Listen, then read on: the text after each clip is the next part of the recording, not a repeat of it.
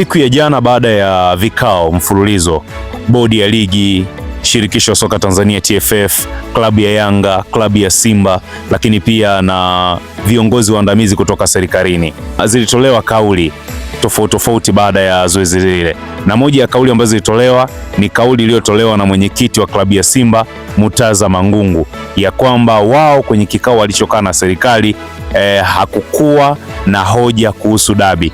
Kwa hili Murtaza Mangungu ametudanganya, kuna kitu ametuficha, na kitendo cha kutuficha hii inatupa wasiwasi ya kwamba huenda Simba wanapokutana na mamlaka za kiserikali hawana hoja za muhimu, hawana hoja za msingi kama Yanga ambavyo wana hoja za msingi, ambavyo wanapigania ishu za kanuni, ishu za haki zao kutokana na dabi ya Kariakoo kuahirishwa. Kitendo cha kusema kwamba wao wamejadili kuhusiana na mwenendo wa ligi, ubora wa ligi, lakini dabi hawakuzungumza.